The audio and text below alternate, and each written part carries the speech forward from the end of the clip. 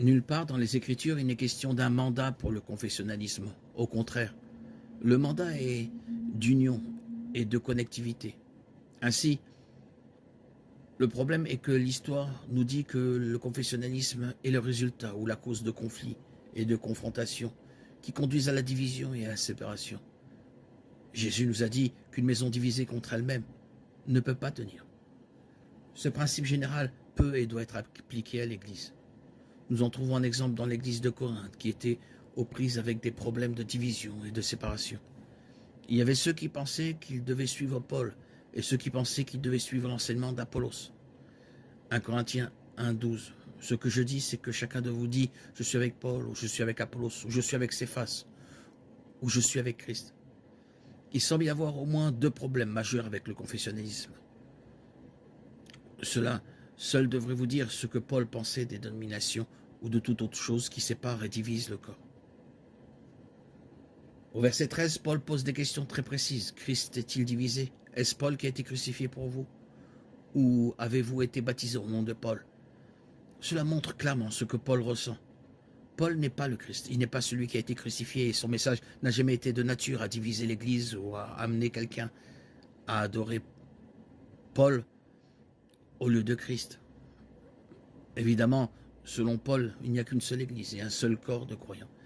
Et tout ce qui est différent affaiblit et détruit l'Église.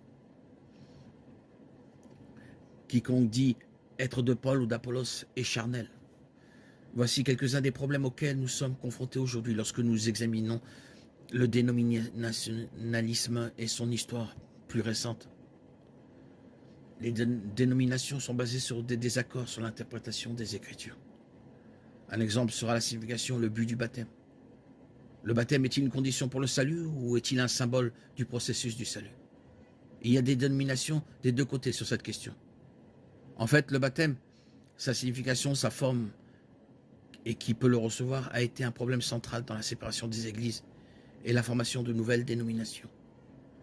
Les désaccords sur l'interprétation des Écritures sont pris personnellement et deviennent des points de discorde. Cela conduit à des disputes qui peuvent et ont fait beaucoup pour détruire le témoignage de l'Église. L'Église devrait être capable de résoudre ces différences au sein du corps. Mais une fois de plus, l'histoire nous montre que cela n'arrive pas. Aujourd'hui, les médias utilisent nos différences contre nous pour démontrer que nous ne sommes pas unis dans la pensée ou dans le but. Les dénominations sont utilisées par l'homme dans son propre intérêt. Il y a aujourd'hui des dénominations qui sont en état d'autodestruction car elles sont entraînées dans l'apostasie par ceux qui promeuvent leur agenda personnel. La valeur de l'unité réside dans la capacité de mettre en commun nos dons et nos ressources pour promouvoir le royaume dans un monde perdu. Et cela va à l'encontre des divisions causées par le confessionnalisme et les nombreuses dénominations que chacun veut s'approprier.